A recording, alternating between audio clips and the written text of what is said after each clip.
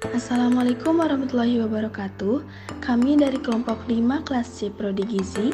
Dalam tugas mata kuliah Pancasila ini, kami akan memaparkan materi mengenai Pancasila sebagai dasar pengembangan ilmu. Adapun anggota dari kelompok 5 yaitu Hana Sulfa, Gia Meisha, Muhammad Aryana Fazar, Mauludi Geni, dan Widya Yasfa.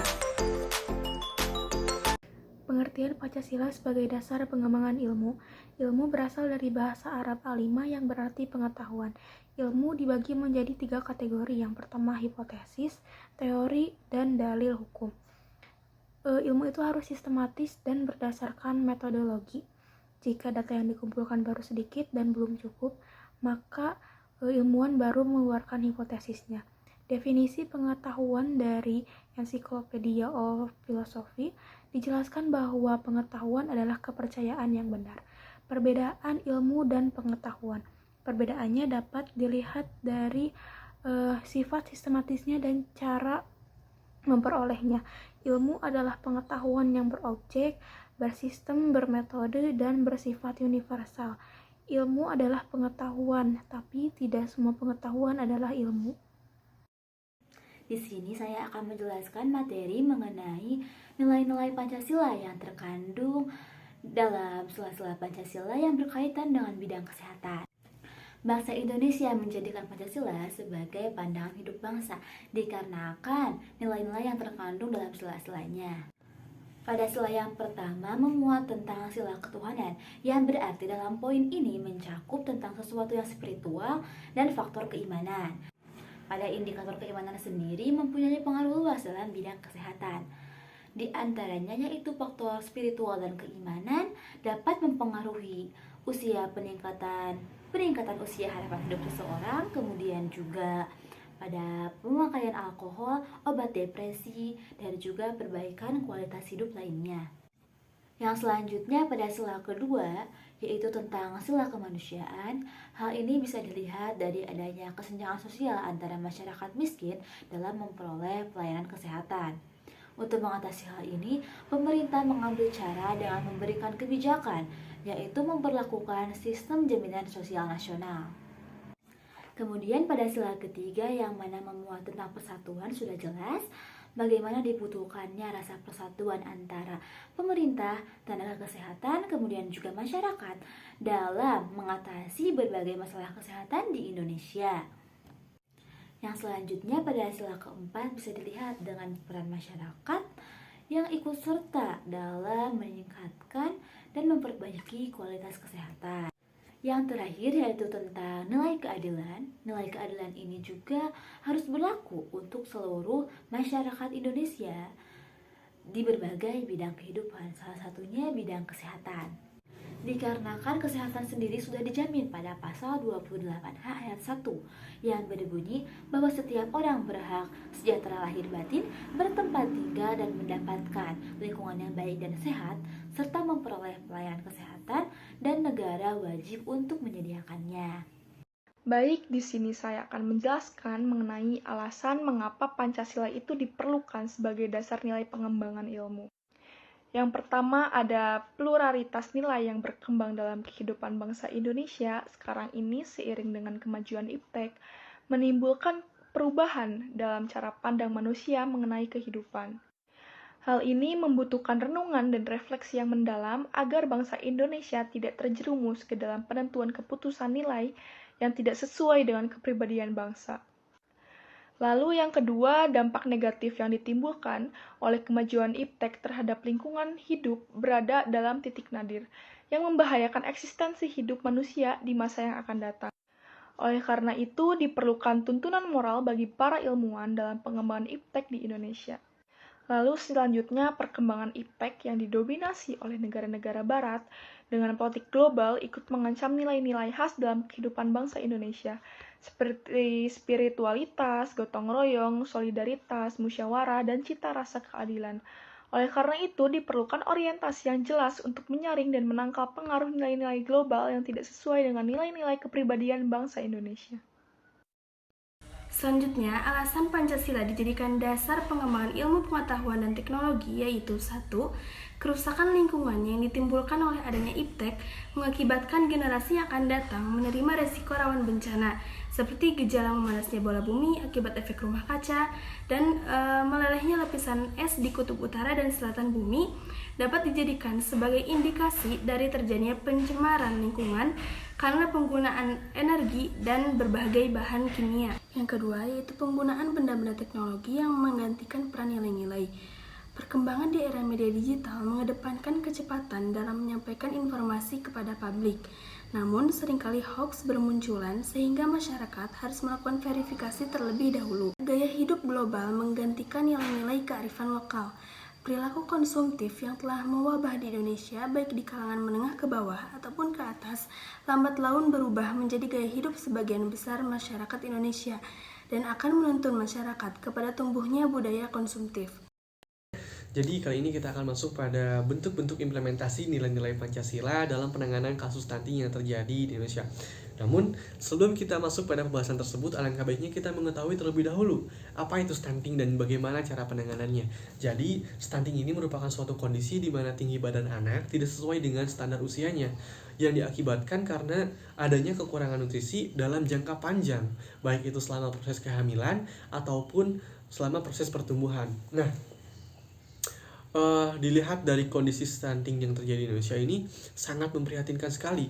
Berdasarkan survei status gizi Indonesia atau SSGI, ada beberapa provinsi dengan jumlah stunting yang bisa dibilang sangat tinggi gitu. Yang pertama itu ada NTT dengan jumlah 37,8%, yang kedua itu ada Sulawesi Barat dengan jumlah 33,8%, kemudian ada Aceh dengan jumlah 33,2%, ada Nusa Tenggara Barat dengan jumlah 31,4%, dan yang terakhir itu ada Sulawesi Tenggara dengan jumlah 30,1%. Nah, hal itu sangat memprihatinkan sekali. Bahkan yang paling memprihatinkan, ada satu kabupaten di Nusa Tenggara Timur, yaitu Kabupaten Timur Tengah Selatan, dengan jumlah penderita stunting itu sebanyak 48,3%. Bayangkan, hampir setengahnya anak-anak di sana itu menderita stunting. Lantas bagaimana sih cara pencegahan stunting itu? Jadi cara pencegahan stunting itu yang paling utama yaitu dengan mencukupi kebutuhan gizi. Nah, baik selama proses kehamilan atau sebelum perencanaan kehamilan. Bahkan disebutkan bahwa pada 1000 hari pertama kehidupan sangat diwajibkan sekali untuk memenuhi kebutuhan gizinya, dan juga bisa dibantu dengan pemenuhan ASI eksklusif selama 6 bulan serta imunisasi yang sempurna. Nah, baik, mungkin itu cara pencegahan dari stunting. Selanjutnya kita akan masuk pada bentuk-bentuk implementasi yang sudah saya rangkum berdasarkan nilai-nilai Pancasila pada penanganan kasus stunting. Baik, kita akan masuk pada bentuk implementasi nilai-nilai Pancasila yang sudah saya rangkum dalam penanganan kasus stunting. Yang pertama itu ada sila pertama, yaitu ketuhanan yang Maha Esa. Bentuk implementasinya yaitu dengan bekerja ikhlas dan ridho karena Tuhan yang Maha Esa. Jadi kita sebagai warga negara Indonesia sudah sepatutnya cinta tanah air. Nah, hal ini bisa dicerminkan dalam penanganan kasus stunting, di mana kita harus bekerja secara ikhlas dan ridho, tanpa mengharap imbalan ataupun tanpa berpaku pada imbalan, tapi berpaku atau berpacu juga karena Tuhan yang Maha Esa. Kemudian ada sila kedua, yaitu membantu dengan penuh rasa tanggung jawab atas dasar kemanusiaan demi kelangsungan generasi bangsa. Jadi gini, ketika generasi bangsa itu banyak yang terkena stunting, tentunya masa depan bangsa ini akan sangat dipertaruhkan. Karena kenapa? Karena anak-anak yang terkena stunting pada saat ini merupakan generasi yang akan memimpin bangsa Indonesia ini di kemudian hari. Dan apabila anak-anak tersebut terkena stunting, yang pada kenyataannya stunting itu dapat mengganggu kognitif anak, dapat dikatakan bahwa nanti generasi untuk kedepannya itu dapat mengalami penurunan kualitas, dan mungkin bangsa Indonesia tidak akan dapat bersaing lagi dengan bangsa-bangsa lainnya. Karena apa? Karena ya generasi penerusnya itu tidak sekualitas atau seberkualitas pada zaman-zaman dahulu atau pada generasi-generasi sebelumnya, dibandingkan dengan, bahkan mungkin dibandingkan dengan generasi-generasi penerus bangsa lain yang mungkin semakin cerdas, semakin hebat, semakin cinta akan bangsanya, dan semakin bisa memimpin bangsanya. Dan bagaimana dengan bangsa kita ketika anak-anak di bangsa kita itu banyak menderita stunting? Apa yang akan terjadi? Maka di sanalah ada bentuk penerapan dari penanganan kasus stunting yang berpacu pada sila kedua, yaitu membantu dengan penuh rasa tanggung jawab atas dasar kemanusiaan demi kelangsungan generasi bangsa.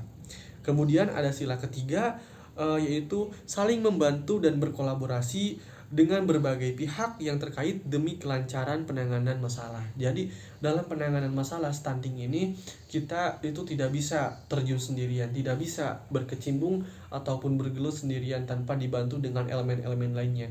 Karena dalam penanganan stunting ini sangat berkaitan ataupun sangat memerlukan dari berbagai elemen masyarakat, berbagai elemen pemerintahan untuk penyelesaiannya.